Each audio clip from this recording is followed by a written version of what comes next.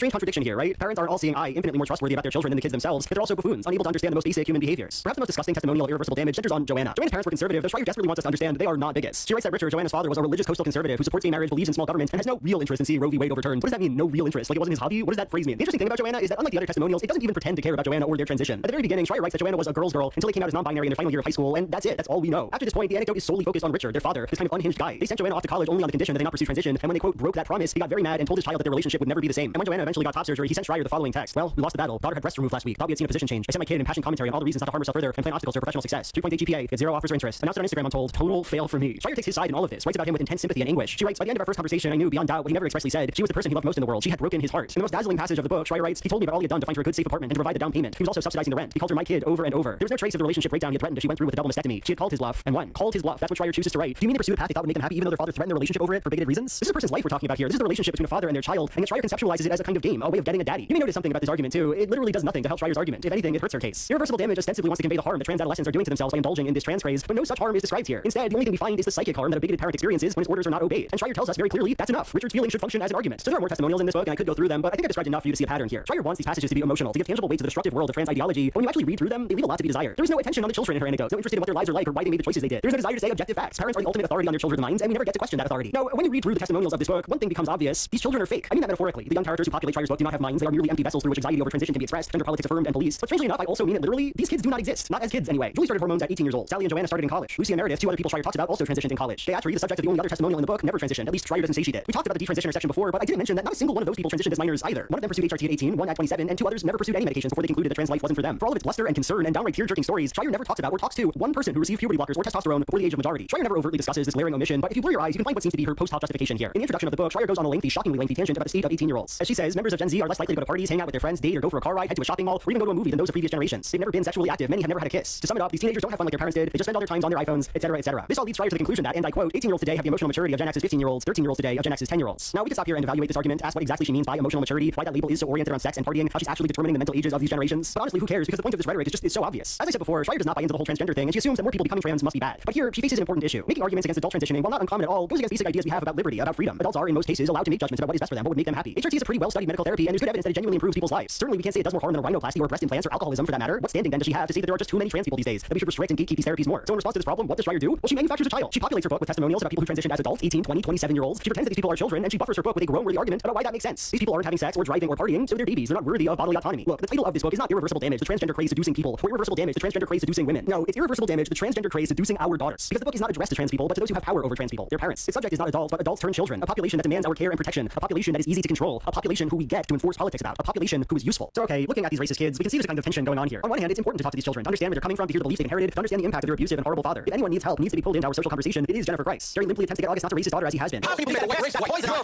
warns the family of its future, the way these children will be unable to function in polite society. On the other hand, Jennifer Grice is a monster. We as an audience are directed to luxuriate in her evil. Blacks are the beast of the field. To hear bigotry from the mouth of an adult is one thing. To hear it from a child, that's weird, that's spectacle, that's scary. Jerry Springer has a crowd of children behind him, and he points at them and says, "They are normal, you are freaks. They are black and they are white. How come none of them are getting this message of hate?" One of the most emotional moments in the episode is where Jerry says this. What if you're wrong? Do you ever worry about that? You don't worry that one day God may come back and say, "I never ever taught you to hate." God never commanded you to hate. You live in opposition to holiness and goodness. You are the Antichrist. No, God is hate. God is not love like everybody else is saying. In this way, we come to distance ourselves from Jennifer and her siblings. We push them to the outside. The relationship between Jerry and the kids, this pushing and pulling, it might appear strange, anomalous, even meaningless. This is, after all, just trash TV from the 90s and horribly dated trash TV at that. But still, I think there's something resonant about it, something that I find super meaningful. In the last few years, there's been kind of a lot of talk about parents of estranged children, that is, people whose kids grew up and stopped talking to them. There is precious little information on this subject. It's unclear how common parental estrangement is, if it's on the upswing, and if it is, why that cultural shift is occurring. But even so, it's something that we're all, I guess, very worried about. There are breathless articles about it from The Economist and The Atlantic. Probably the leading scholar in the estranged parent movement, Joshua Coleman, wants to blame things like a rising culture of individualism and a dying sense of familial obligation. There's a PragerU video that echoes this idea, where Dennis Prager himself talks about his mean grandmother and the importance of honoring thy father and thy mother. There's a pandemic in the Western world. What pandemic am I talking about? The pandemic of people who do not speak to one or both of their parents. Despite the fact that his mother was a very difficult woman, my father called her every night. And every night she would yell at him. Had my father been born a generation later and told the therapist how much he dreaded calling his mother, the therapist would likely have led my father to believe there was no reason he should talk to her. And of course, Irreversible Damage is, among other things, a book about parental estrangement, about the rifts emerging between fake trans young adults and their concerned martyr-like parents. For the purposes of this video, I'm not actually too interested in breaking down this cultural moment, but when I saw it enter the national conversation, I remembered this fascinating and I guess very prescient article I read almost a decade ago. It's called The Missing Reasons. The article from the blogger Esendai is about a forum of parents whose adult children had gone no contact with them. The parents went online to affirm each other, say that each other's kids are being ridiculous, give empathy. But what this article points out is that oftentimes the parents never actually explain what happened. They allude to it, give slanted impressions, say it doesn't even make sense to them, but they never explain concretely why their kid left. Here's a quote from the article. My sons consistently refuse to reply to my emails and let my calls go to voicemail or barely speak if they do answer. They accuse me of being a terrible person but won't elaborate about what exactly I've done. Well, sometimes they do, but it doesn't make any sense, at least to me. For example, it's hard to be part of the birth of my grandchild if I didn't know know I was going to have one. All this started because of a personal email they felt entitled to read on my computer. As the author writes, what were the other reasons her sons give? Not knowing about the birth of her grandchild can't be the only one. What was in the email that caused both of her sons to cut her off? We're supposed to be distracted by the hinkiness of the sons reading the email and never noticed that Dagnoni just told us that she knows exactly why her sons cut her off. Pay no attention to the missing explanation behind the curtain. I find this sort of community really fascinating because it seems to me that it situates these children in an impossible, contradictory space. The kids are, at least in this context, the centerpiece of their parents' world. The parents are in a constant state of grief and shock and confusion that this person is no longer there. And yet, the centrality of these children within their parents' mind can only function so long as they are absent, so long as they cannot speak. Their presence is only valuable as a function of their parents' desire. They can only be talked about as outsiders. Strangely enough, you can see the same dynamic crop up in a recent rant delivered by Bill Maher called The Unified Theory of Wokeness. It was recent when I wrote this section. Now I think it's 2 years old or something. In the segment, Maher sets his sight on the concept of presentism. As he defines the term, presentism is the phenomenon of judging people from the past according to the modern world standards. Which means judging everyone in the past by the standards of the present. It's the belief that people who lived 100 or 500 or 1,000 years ago really should have known better. You know, Columbus was bad because he treated the indigenous people of America horribly. Thomas Jefferson was bad because he owned slaves. Maher's idea is that we shouldn't condemn these people because culture was simply different back then. Did Columbus commit atrocities? Of course. But people back then were generally atrocious. So I think Maher's perspective here is a conservative one. Don't get me wrong, I don't think it's always helpful in conversations about historical figures to spend all our time evaluating their individual moral compasses. As bad as the actions of these men were, it's usually still more edifying, I think, to look at culture, to look at the way power works in a society. There is only so much we can get out of calling people monsters. That said, Maher doesn't seem to understand or want to acknowledge why this strife exists, why it is that we might want to explicitly condemn these people. And personally, I think it's because culture has lionized them for so long. You can't have it both ways, right? You can't treat Thomas Jefferson as this incredible hero of American history and then turn around and pretend he's unworthy of moral judgment. You can't give Columbus a holiday and then be scandalized when we ask who we are celebrating. And Maher, of course, doesn't get to this point. His segment is just a 2-minute hate against the woke liberals, and because of his deep curiosity, he never interrogates why they say what they say or wonders if they might have a point. It's just a way to congratulate yourself about being better than George Washington because you have a gay friend and he didn't. More interesting than what Maher believes, though, is how he argues his point, the way he conceptualizes presentism. That is, for an extremely long time, he invokes the metaphor of children. Can't believe I thought that. I can't believe I did that. You ate dirt. You wanted to be a Ghostbuster. You shoplifted gum. Didn't we all do things we weren't proud of as kids? Didn't we all believe bad stuff? Weren't we all cringe? I read Ayn Rand. To judge the founding fathers for owning slaves is kind of like judging a bunch of children for being naughty. It doesn't make any sense. This is, I think, a laughable metaphor on its face, right? Jefferson was not like a child. He wasn't ignorant or stupid. I mean, at various points in his career, the man was vocally anti-slavery, calling it a moral depravity, a hideous lot. To infantilize him through this appeal to immaturity misses out on so much about him, about the kind of man he was and about the world that he lived in. Still, there's something fascinating to me about this metaphor. There's something telling. In this conversation, children are placed in a starring role. The reason we can continue to celebrate Jefferson or Columbus is because they are in some way like kids. In fact, as Maher elaborates, society is kind of like a person, and our past is like a childhood. Because we haven't then grown into the persons we would become. And humanity writ large is just a collective version of that. Children then are the way we conceptualize ourselves, conceptualize the progress of humanity. Children are history. Children are society. And yet, again, they are only able to assume this role through a kind of exclusion. See, the idea of justice, of personal accountability for negative actions, is in some way anti-society. I don't mean anti-social, mind you. I don't mean evil. I mean that when a person commits murder and is arrested and is put in front of a judge, we are explicitly not meant to engage with them through the lens of their social world. It is wrong to commit murder. The person who murders is uniquely responsible for that act, and so they and nobody else deserves to be punished. But see, children are different. They do not belong to justice. When they act poorly, it isn't their fault, but the fault of their parents or of their community. And because children are seen this way, they can be cast quite easily as the font of all evil. Thomas Jefferson may have been a visionary in some ways, crafting a nation based upon liberal democratic principles. And in the moment he owned and abused people, in the moment he suggested and carried out the forced displacement of American Indians, he must be thrust out of the world of morality and turned over to the world of chaos and selfishness, to the alien world of childhood. Looking at this, I can't help but be reminded of one of Franz Kafka's most famous stories, Before the Law, featured in his most famous novel, The Trial. A man from the country walks to a place before the law and he wants to gain entry into its walls. This isn't going to happen though. A guard sits in front of him and says, "You might be able to gain access to the law sometime, but not now. Now you have to wait." The man does. He waits for his entire life, and when he finally dies, the guard closes the entryway. It was only ever open for him, and now it's closed for good. It's easy, I think, to read this story as a simple fable about the one-sided nature of authority. In the story, the law cannot be accessed by the countryman. It sits forever out of his reach, and nevertheless, it bears down on him for his entire life. He cannot see the law. He cannot say how it functions, and he still waits before it eternally. Still, you might want to make a kind of silly-sounding observation about this story. The law is putting in a lot of work here. I mean, it has a gate that exists exclusively for the countryman to sit in front of. There's a guard who spends decades of his life doing nothing but blocking the entrance, and that guard claims that if the countryman got past him, there'd be a bunch more guards of even greater power who are just there to prevent him, this one guy, from going in. That's a dazzling amount of effort, and for what? To keep one guy out? There must be easier ways of doing that. Here, I suggest a kind of imaginative interpretation. What if the countryman is, in fact, quite important to the law? What if his presence on the outside of its gate embodies the law in some essential way, gives it its shape and its purpose? What if his exclusion from the law is the entire point of its existence? In the final page of the story, Kafka writes, the countryman curses the unlucky circumstance. In the first years thoughtlessly and out loud. Later, as he grows old, he still mumbles to himself. He becomes childish. And that word, childish, makes sense to me, because like children so often are, the countryman is thrown out of the law and pushed into it at the same time, used in some fundamental way by a world he cannot access. Jennifer Christ sits on Jerry Springer's stage, and Springer talks about how sad she and her siblings are. 14 years old and exposed to poison, brought up in an ideology of hate. It's a crime, and she's its victim. No, it's easy to pass off the kids we had on our show today as sick and deranged, and I guess they are, but what is criminal is that they weren't born like this. They were taught this poison. They've been raised this way, so the question now becomes, how do we protect the young and the innocent from being so corrupted and abused by their parents? A few years later, Jennifer Christ comes back on the show. Now a 16-year-old, nothing has changed much. She's still a bigot, and Jerry tells her father this: "I hate what you have done to your children." It's a strange and horrible thing to say, I think, and in Jennifer Christ's case, not true. She would go on to shed her bigoted beliefs, to speak out against her father, to live a seemingly normal life with her family. But it doesn't matter, because Jennifer here got to do something that the countryman did not. She got to enter the law. She got to grow up. As a child, she is denied access. She is a creature on the outside, aberrant. She is brought into our political conversations as a prop, a method through which adults can debate her life and worthiness. She can be innocent and evil, important and utterly disposable. But then she turns 16, and that language disappears in the flash of an eye. In this moment, she enters our world, a full-fledged subject. She is accountable for her own actions now, and she is bad, and that's all there is to say. Jerry Springer is no longer worried about her, but about the other children who will no doubt take her place. So, when you one day have, let's say one day you have children. Okay. I'm gonna raise them just the way I am. Yes, Jennifer Christ is ruined, and through her ruining, she finally becomes human. That fucking... What a weird segment. What am I looking at? Oh, fuck. Soon enough. Hey, stop it, guys! Come to think of it, why don't we sacrifice the cutest member of the team? No, I want to! For as long as there have been video games, there have been ammo counters. They are entirely unglamorous readouts of how many bullets you've got left. For decades, they occupy a portion of almost every single shooter's UI. They're so standard, so perfunctory, so boring, as to be nearly invisible. But some are more interesting than others, and over the years, the predominant way of displaying ammo has changed. They needn't be boring, they can be quite in your face, and sometimes, you don't need one at all. Let's start in 1975, 3 years before Space Invaders. Taito and Midway released an arcade game called Gunfight. It was based on an old electromechanical game from Sega, transposing its analog Western action to the digital realm. It might be the first ever video game to feature an ammo counter. It's 1v1 combat, 2 cowboys, 6 bullets, and a duel to the death. The ammo counter is at the bottom of the screen, a pictographic representation of each player's bullets, up to 6 icons across. There's destructible cover in the form of cacti, and a moving stage coach in later levels. You move, you shoot, and hopefully don't die. What I like about Gunfight is that your ammo actually matters. With only 6 rounds and no reloads, if one player is empty, they can't win. They can only force a draw. At a glance, the players can tell that one of them is vulnerable, and the other has a finite number of chances to win. It's this sort of tension that underpins the whole rationale behind having limited ammunition, and yet, most modern games don't do it nearly as well as Gunfight. Now, most shooters of this era didn't count your shots. Space Invaders, asteroids, etc. gave you unlimited ammunition. But in the cases where you do have a finite supply, a pictographic representation seems to be the most popular method of display.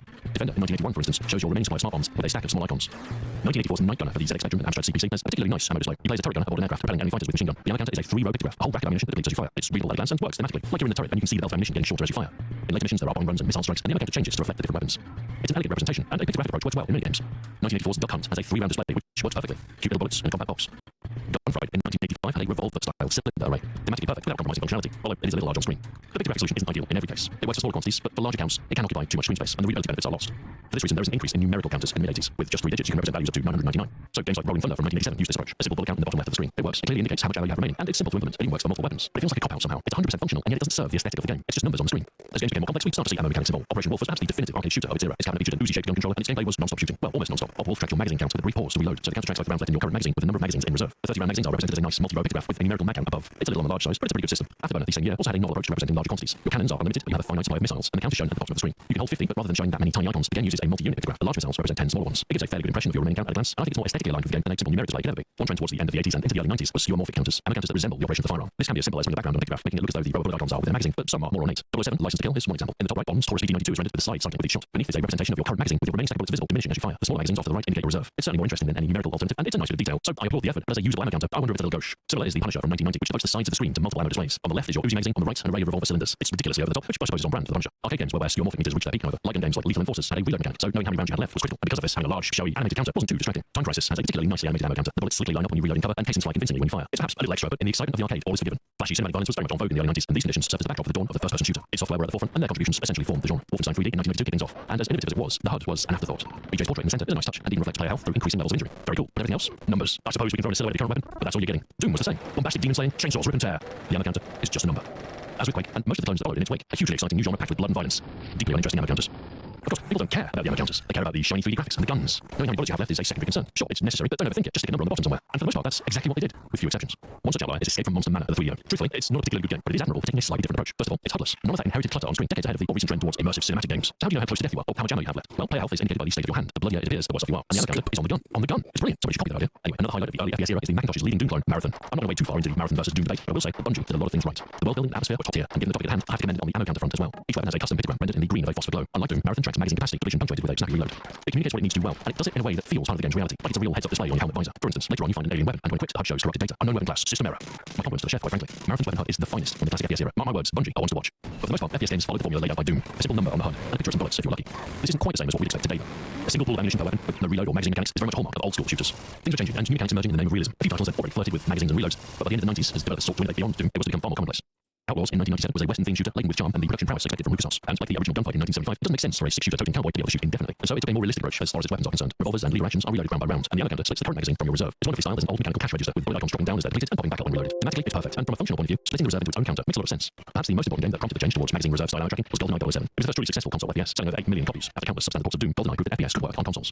Its ammo counter is much closer to the contemporary standard. Two numbers, with one showing the amount remaining in your current magazine and the other showing your total reserve. Between them is a picture of the ammunition your current weapon uses, which is a nice touch. It is, truth be told, a good way of doing things. It conveys exactly what it needs to while taking up minimum space. And that's probably why it quickly became the standard. Half-Life took this approach, Metal Gear Solid as well. Numerical counters with magazine reserve split quickly calcified as the way to do ammo in games, and not a lot has changed since. The trouble with ammo counters is there isn't really a real-world equivalent. If you want to know how many bullets you've got left, you kind of have to pull out the magazine and have a look. However, in the realm of science fiction, a passive counter on the firearm itself becomes a possibility. The pulse rifle from Aliens in 1986 did just that. A red LED 8-segment numeric display on the side of the gun tracks how many rounds remain. It's a neat detail that fits within the universe perfectly, an entirely believable convenience for a sci-fi rifle. In 2001, Halo Combat Evolved was released. Bungie had returned, this time with a flagship game for Microsoft's new Xbox. A sci-fi shooter set on a ring-shaped world. Halo has a fairly standard ammo counter in the top left. A nice pictogram, context-sensitive for each weapon, with a numerical reserve. Honestly, it's a good implementation on its own. The way it handles energy weapons with percentage battery and overheat meter is particularly nice, but what really set Halo apart was its assault rifle. Set atop what would otherwise be a fairly standard weapon is a small blue display. The ammo counter is on the gun. It's like Aliens. There's also a compass thrown in for good measure. It's a memorable touch that works in universe and also happens to be a very usable piece of UI. The fact that it's not universally applied to all weapons also shows some restraint. It makes the assault rifle feel special in its own way. By comparison, the Covenant Needler has its own ammo counter of sorts. The spiked rounds protruding from the top, depleting as the weapon is fired. Functionally, it's similar, but the execution is completely different. Alien. It's touches like this that make Halo great, a high watermark for console FPS. Naturally, it's had a considerable degree of influence. In a post-Halo world, we see a number of examples of diegetic on-weapon ammo counters done in the same fashion. You can't argue with the good idea, and it's a perfect solution for a sci-fi weapon. It simultaneously makes the weapon feel more futuristic while clearing clutter in the game's HUD. Even the original FPS series Doom took notes from Halo. In Doom 3, a number of weapons have inbuilt ammo counters. It was done particularly well in Dead Space as well. From the spinal health meter to pop-up holographic displays, the absence of a HUD better embeds you in the game. It's one fewer disbelief to suspend, and a scarier experience as a result. You see, things like ammo counters are distinctly video gamey. They are one of the distinguishing features of games, and you won't really see them in other forms of visual media. There's nothing intrinsically wrong with that. Games are games. But some developers are almost ashamed of this, so they chamfer off all the game elements and seek to emulate film instead. So what of the poor ammo counter? How does that fit in with cinematic games? Well, they still exist, but they tend to be quite understated. Basic, plain and small with minimal design. Often just a pair of numbers in the corner of the screen in a nondescript sans serif font. Although games like Eco and Shadow of the Colossus paved the way, mainstream games started to lean into cinematicism in a big way during the 7th generation consoles. Titles like Gears of War, Call of Duty 4, and Uncharted are action-oriented games that focus on big cinematic moments.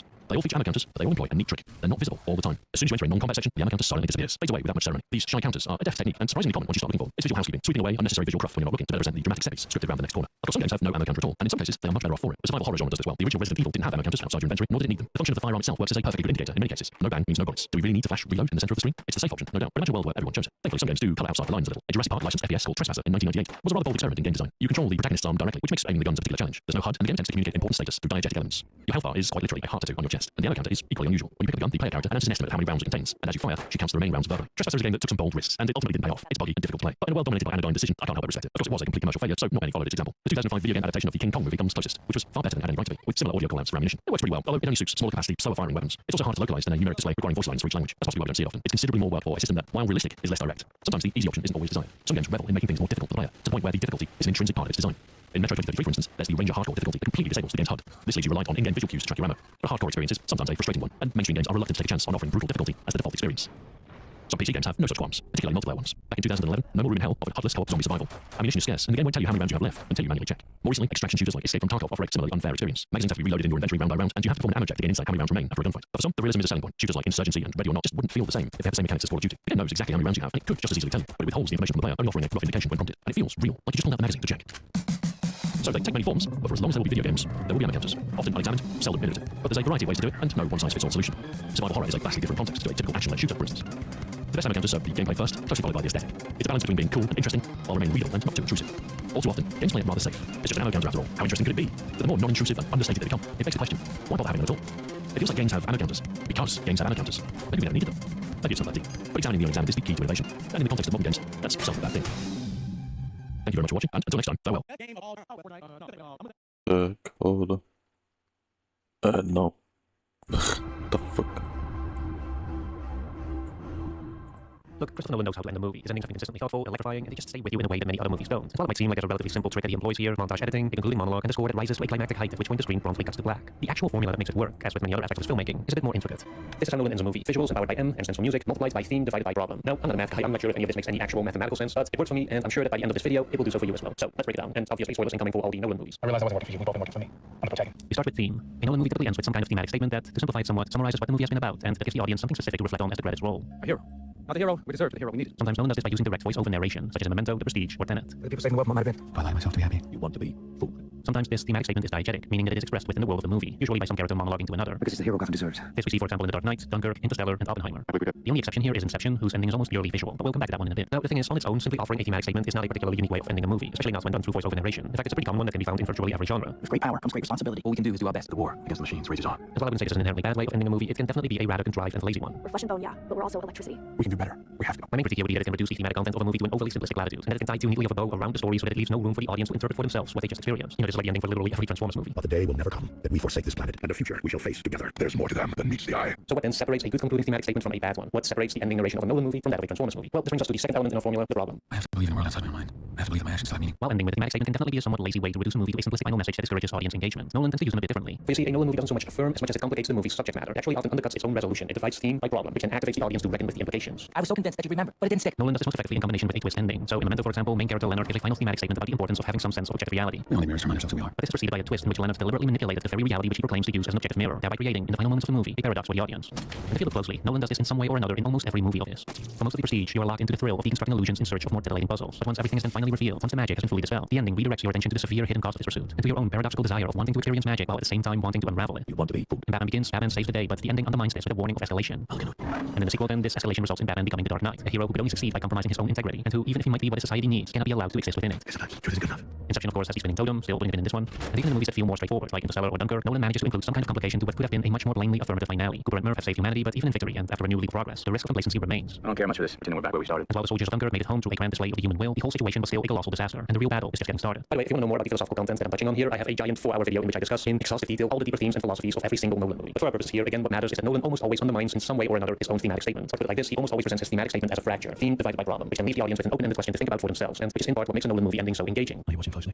No, I say he almost always does this because there are a few exceptions where he doesn't, and which, not incidentally, are also the endings which do not seem to be held in the same high regard as the others. The conclusion of Insomnia, for example, leaves some small room for ambiguity, but generally wraps things up rather neatly. The dying detective who's compromised himself throughout the movie imparts his wisdom onto the young cop, which he then seems to embrace, suggesting a break in the destructive cycle. And unlike its predecessor, The Dark Knight Rises ends with, by Nolan's own standards, is probably his most straightforward and most crowd-pleasing conclusion. The Batman becomes a heroic symbol again, Robin takes up the mantle, and Bruce gets his happily ever after with Catwoman. Now you might argue, as some have done, that not all is as it appears, and that maybe Bruce being alive is just a wishful imagination of a grieving Alfred, but personally I don't believe there's anything in the cinematic language here to suggest that. Like by now it's clear that Nolan loves ambiguity, he loves complications, but as we've also seen just as clearly, when he actually uses it, he's not exactly someone who's subtle about it. In a sense, my formula for a Nolan ending is actually more specifically a formula for a great Nolan ending. It's a formula that explains how his most impactful and most popular endings are structured. And this brings us to the last element in our equation. So far we covered a bit within the parentheses. I do know that part you do first in math. Now we take the result of that and multiply it by visuals to the power of music. Or in more practical terms, now we go and make it cinematic. Oh, we did it, Simard. That's enough. A Nolan movie doesn't just conclude with a strong thematic statement. It also ends on an audiovisual high note which adds more emotional gravitas to that statement. Typical ingredients here, of course, are the montage editing, the striking imagery, and the swelling of the score, which serve to infuse the ending with an almost musical pacing and visual richness, which in turn help to build emotional engagement. We shall fight on the beaches. We shall fight on the landing grounds. We shall fight in the fields, in the streets. We shall never surrender. And indeed, a great Nolan ending is felt experientially as much as it is merely understood intellectually. Getting this part right, however, is trickier than it seems, especially with a thematic statement that is purposely ambiguous, that complicates rather than affirms. Finding the right visuals to accompany it can be a challenge, even for Nolan. And it, I think, is one movie that suffers especially in this regard. Now, I tend to go back and forth on the movie as a whole. In many ways, I find it frustrating, yet I also kind of love it. I ordered my hot sauce an hour ago. But what I do know, and have always maintained, is that its ending is one of Nolan's weakest. After the finale completes, the protagonist makes one final kill, and through voice-over narration, Robert Pattinson's character talks about how no one cares about the bomb that didn't go off, just the one that did. It's the bomb that didn't go off. That's the bomb with the real power to change the world. The statement refers to the movie's main conflict, which in its foundation is about the idea of deleting knowledge from human consciousness. You know, it's essentially an imagined fantasy of what if Oppenheimer uninvented the nuclear bomb. Think of our science as how generations overnight. And on its own, that's fine. But the problem is that because the movie ends on a negative, on something that didn't happen, there isn't really a visual to go along with it. We see a plain image of a world that's safe, and even if it functions to show us the ordinariness that we tend to take for granted, it just isn't much of a striking visual. And overall, the ending simply doesn't evoke much of a feeling. There's no real sense of catharsis or emotional exhalation, as we do so often get to experience in Nolan's other movies. Now it's your turn to deal with the consequences of your achievement. Now, compare this with Oppenheimer, who did create his nuclear bomb, and whose apocalyptic threat from having done so is made more impactful precisely by directly showing us the nightmarish imagery raging inside him. Or look at The Prestige, in which the earlier defined statement about the cost of pursuing magic is strengthened by that unsettling image of the seemingly endless row of drowned duplicates. Interstellar bears Cooper's dream of continued pioneering with the image of him setting out once more into the stars, and the following shot of Brent taking off her helmet and breathing the air of a new planet serves to once more emphasize the potential reward of taking that leap of faith. And in The Dark Knight, the conclusion of our fallen hero being gassed out and hunted is transformed into an absolute adrenaline rush through the montage of Batman's expulsion from Gotham City, and through those Hans Zimmer drums kicking in right as he escapes into the night. You see, this is what I mean by multiplying by visuals and music. A lot of these endings could have been very different, and probably would have been in the hands of anyone else. Oppenheimer's ending, for example, could have just been a stripped-down close-up of Oppenheimer's face as he gives his thematic statement, followed by a silent fade-out or some other understated visual. And you might argue that that would have been more subtle and sophisticated, and maybe you would have been right, but to add a second nuance to the formula here, this is not a blueprint for movie endings in general. We're talking specifically about Nolan movie endings here, and whether you think it's for better or worse, Nolan does love to go out on that cinematic high note. He wants to offer a compelling, open-ended thematic problem, which is then strengthened and given emotional gravitas through strong visuals and music. The purest rendition of his formula, or in my opinion, the most refined outcome of it, still is the ending of Inception. I've deliberately kept this one separate because even within Nolan's own filmography, I think it still stands out in a remarkable way.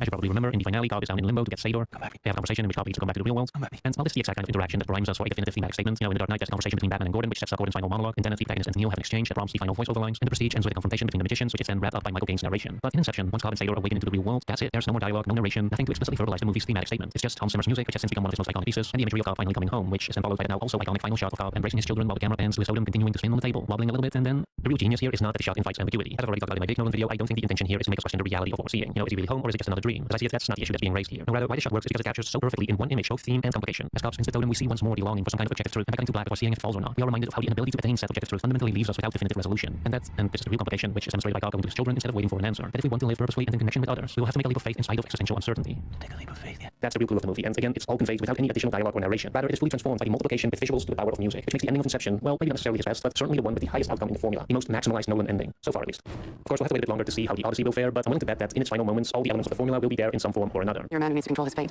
but you cannot control this. In the meantime, to keep this party going, I have another new video for you in which I went through all of Nolan's movies again, discussing their good bits, their flaws, and how well they're holding up, to give you something that I very rarely offer, which is my definitive tier list ranking of his entire filmography. This is the first movie of his that I think is truly cinematic in audio-visual terms, because there's a much bigger sense of scale, there's a lot more interesting stuff going on with like framing and blocking, there's like some actual shots here that aren't just functional, but are actually like so expressive. So if you want to breeze through Nolan's movies again before going into the Odyssey, or perhaps see where his Homer adaptation would fit after you've already seen it, I don't know when you're watching this video, then be sure to check out my ranking, which is available right now exclusively on Nebula. There are many reasons why you would be inclined to sign up for Nebula. Sure, it's a premium streaming service where you can watch my stuff completely free of ads and sponsored segments.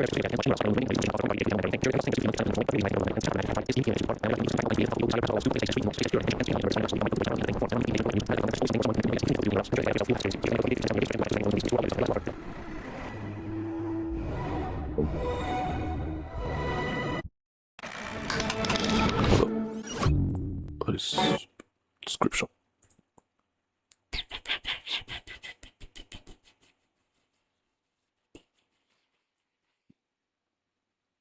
1961. Jeez.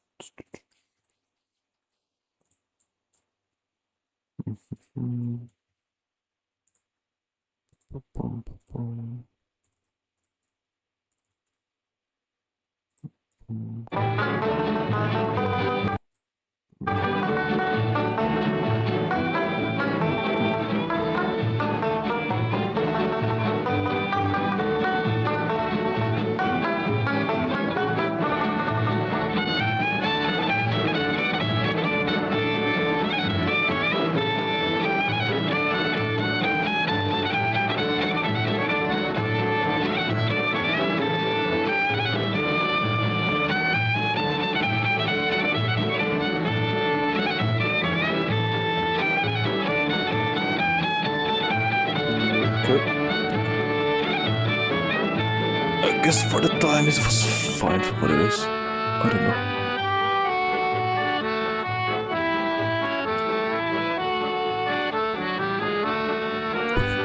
It's just screensaver. Pretty much. No.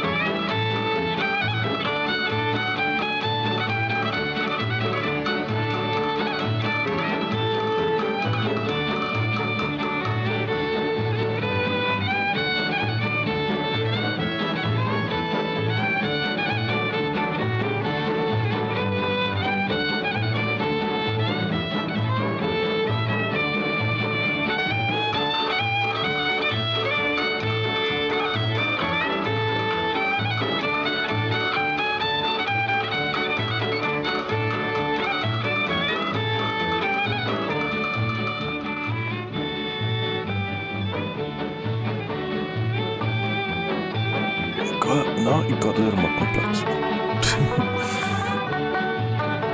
Took a while.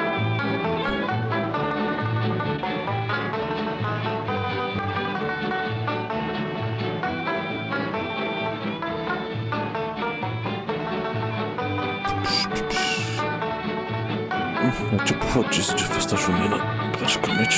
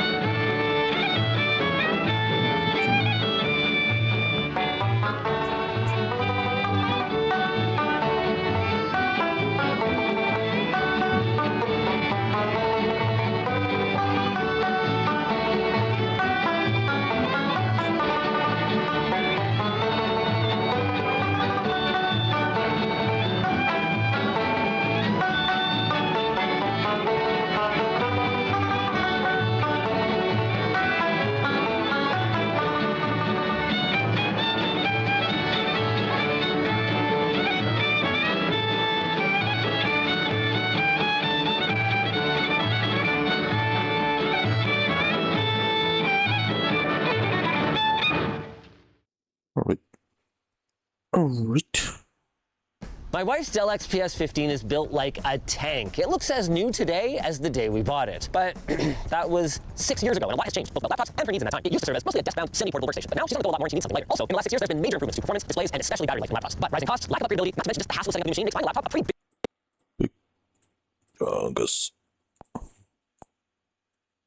commitment these days. Thankfully, I'll have some help. Before we came to Best Buy, David sat down with me to find out exactly what it is she's looking for in a new machine. And I'm gonna tell you, but first you're gonna make your best guess so we find out just how well you know your wife. oh, really? Dude, I thought we were bros. Everyone knows it's hose before rose before hose. I don't make rules. I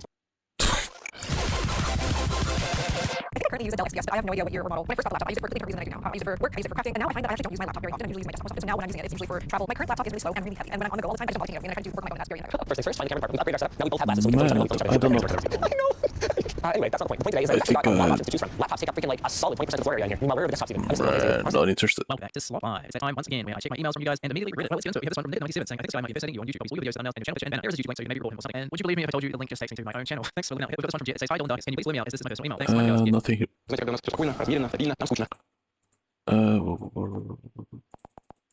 Знаете, когда у нас все спокойно, размеренно, стабильно, нам скучно. Застой. Хочется движухи. Как только начинается движуха, все свистит у виска. И секунды, и пули, к сожалению, пули сейчас свистят. Вон все заводы нахрен горят. Я нахрен сваливаю отсюда нахер к херам собачьим. Так нам страшно. Ужас, ужас. Ну, ужас. But the inside side that Vladimir Putin has been the president of Russia, the Russian propaganda's main argument for why he should still be president has always been the so-called stability. Здравствуй, идете на выборы? Обязательно. А за кого будете голосовать? За Путина. А почему за Путина? Ну, потому что я помню, как меня зовут Путина, и как меня зовут Путина. Стабильный. Спасибо большое. For years and years, the Russian media and the government was telling the Russian people that the reason why they have no rights, that they cannot protest, and that there can be no other presidents is because if Vladimir Putin stops being the president, then everything is going to go to hell. The country is going to crash and burn, and God forbid, there might even be a war. And well, right now, after 25 years with Vladimir Putin, the situation in Russia seems to be very far from stable. Russia cannot defend itself from Ukrainian drone warfare at this point. Drones are reaching targets not just in Russia's capital, Moscow, but also in places that are very deep inside Russia and far from Ukraine. Ukraine is destroying Russian oil refineries, which is leading to a bit of a fuel crisis right now in Russia. There are already gas shortages and huge lines in front of gas stations in many regions of Russia. It is especially bad in occupied Crimea, which has been pretty much cut off from the rest of Russia by Ukraine. Not only is there no gas in Crimea, but they've also been having problems with even electricity recently. And also in some regions of Russia, they just started drafting men right on the streets. And everybody's talking about a possible new mobilization, all of which, once again, does not look like stability to me. So hey, the people of Roman, you everything with Russian, and in this video, we're going to talk about the irony of the situation that Vladimir Putin put Russia in. Because even though propaganda called Vladimir Putin the guy that saved Russia from its dark period of the 90s with its crime and instability, Russia right now is heading down an even darker future. And young people in Russia at this point are joking about the fact that they're going to have to go through yet another version of the 90s. And all this shows us that the Russian people's biggest nightmare is now becoming a reality. By the way, sponsors don't.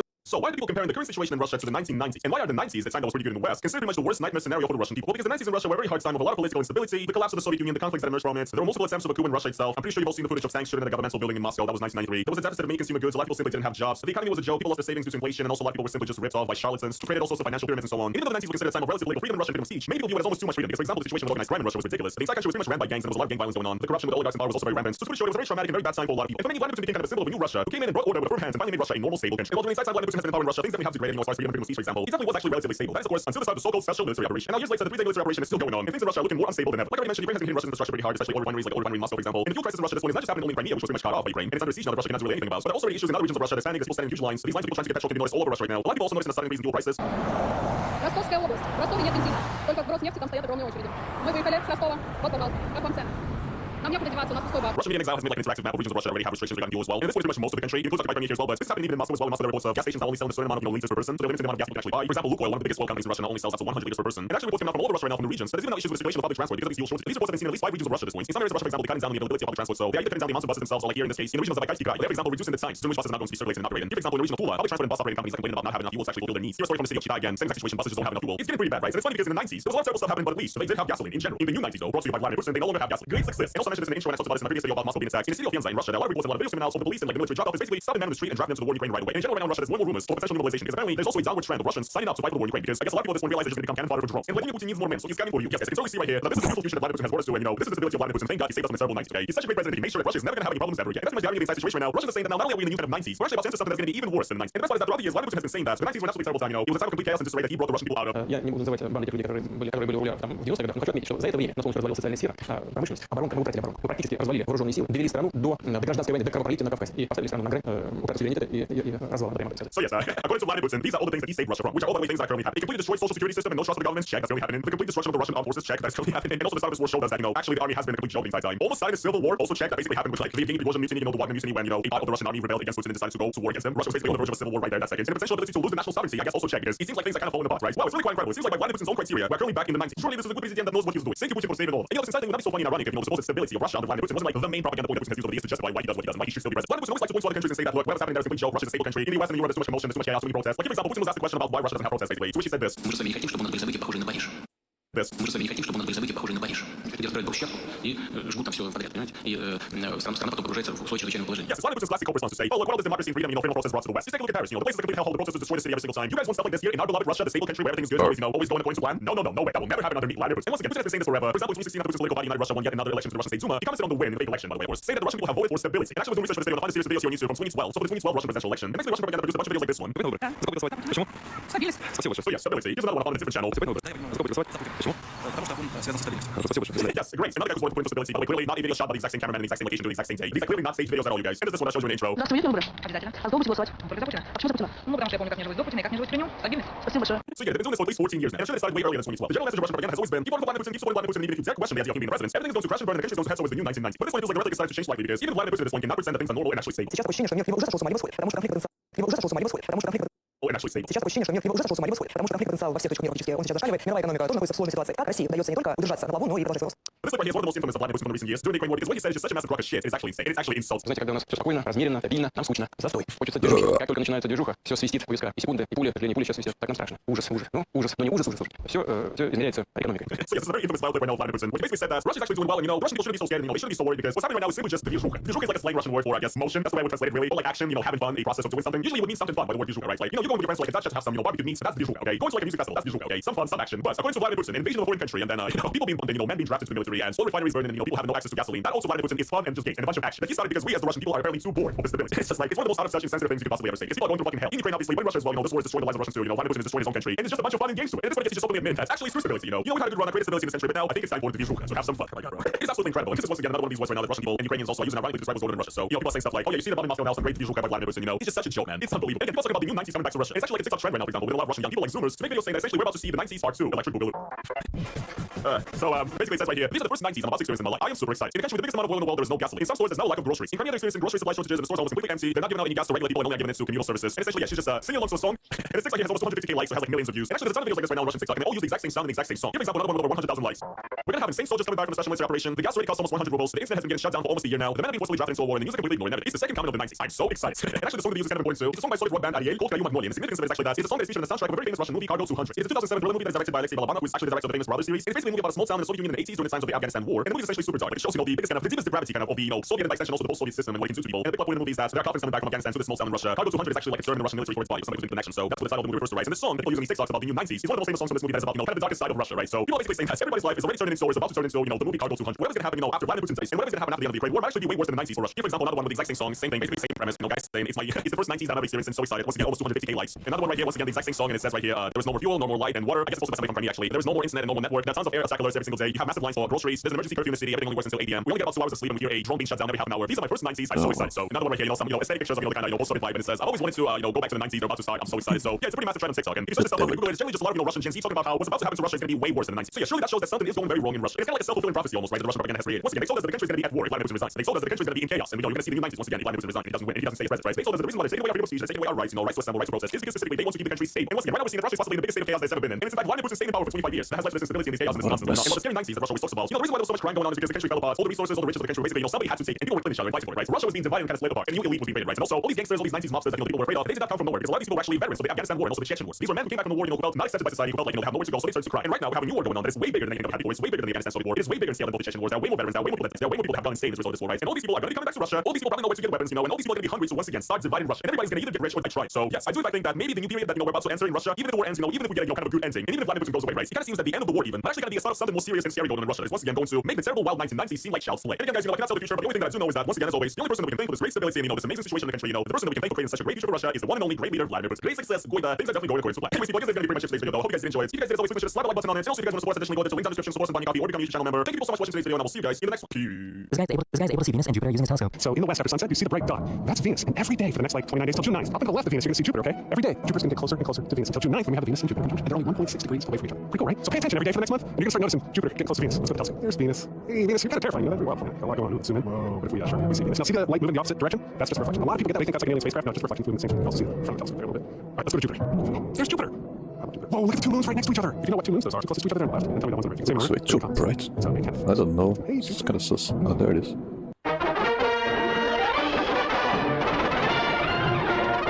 What?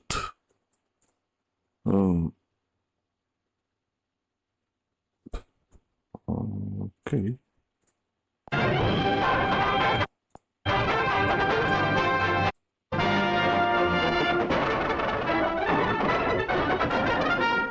Broadband antennas have been developed to serve many different functions. Let's consider some of the requirements that must be met in the field of communications. The sounds we hear are contained within a frequency spectrum which is approximately 10,000 cycles wide. The amount of intelligence which we can convey is therefore related to the width of the spectrum. This simple 500-cycle tone can be represented mathematically by a sine wave. To this fundamental, we will now add the second harmonic. The change of sound is caused by the modification of the wave shape. A further change in the sound is caused by the addition of the third harmonic. The waveform has again been changed. Each increase in spectrum width increases the quality or intelligence conveyed by the sound. If we play a 500-cycle note on a saxophone, the harmonics create a distinctive wave shape. If the same note is played on a flute, we obtain a different harmonic pattern. Again, the wave shape shows that we must pass additional frequencies to retain musical quality. It is the harmonics which identify different musical notes.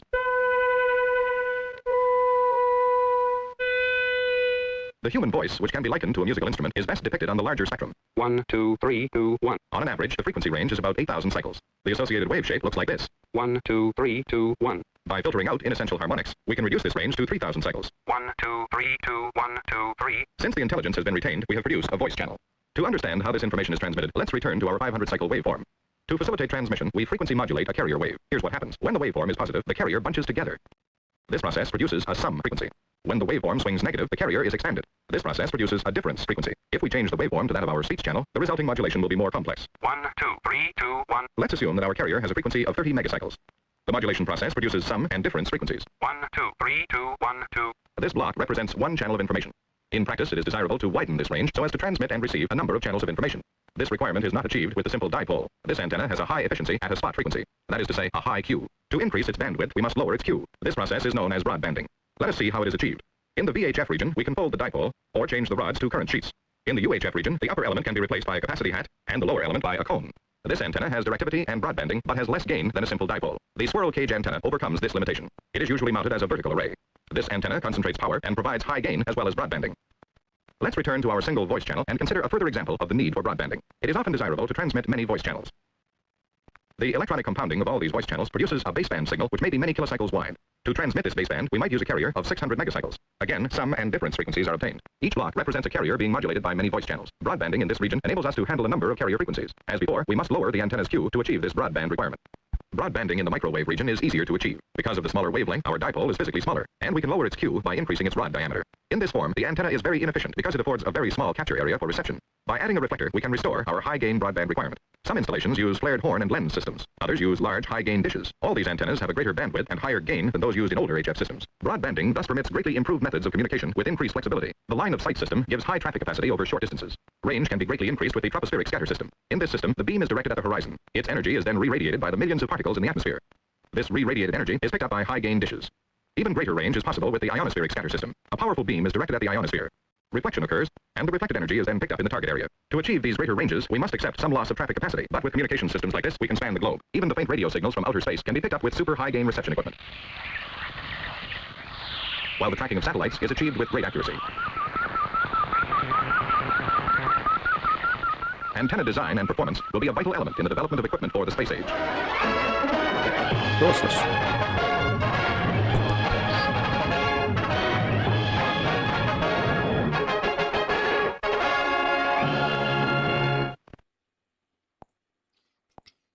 Good morning. Humans have been cooking for thousands of years, but turns out they've been doing it wrong because we didn't have an AI-powered grilling robot. Well, so I'm solving that now. This is the Seer Perfecta AI-powered grilling robot using neural fire technology, which we think might just mean propane. But no, not just propane. That would be a normal boring grill. This one uses AI somehow. It doesn't have local neural hardware on board, so we're not sure whether the AI is kind of like a sync. It's calling the server somewhere. Anyways, we'll find out. And if you're thinking that sounds kind of bonkers, it sounds like me too. But we're gonna give it a shot. We're gonna see what's going on here. This thing's actually been around for a few years. Linus took a look at it at CES a couple years back. I have not watched that video, so I don't know what his experience was. But today, I'm guessing they didn't actually cook food at CES. Today, it's our turn in the kitchen, and we're going to personally let this thing cook for us. So this will be helpful. There's a quick start guide. So let's just scan that and let's see. Okay, that's where it goes to a blank page that just has a link to the website. Okay, but according to the actual instructions here on the box, we need to take it out. So let's take it out first. I need a young strapping lad. I mean, just like me. I guess it's just me.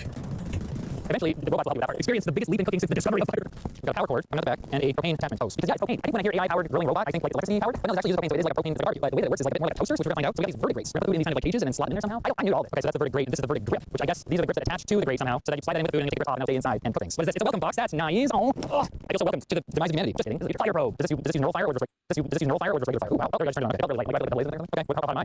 I guess. Yeah, there's also probes in there. No, that's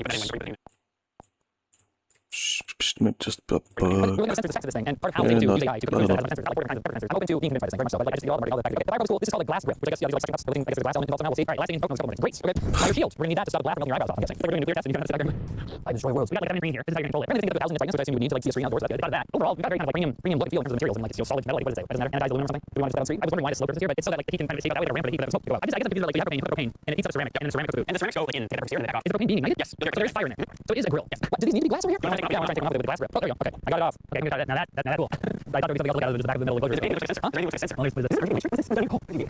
little cooked in here. You're supposed to cook the meat, not me. Okay, well, I think that satisfies my curiosity about the actual exterior of the machine. We're gonna put that inside now. We're gonna cook steaks and hot dogs. We're gonna see what things capable of right after.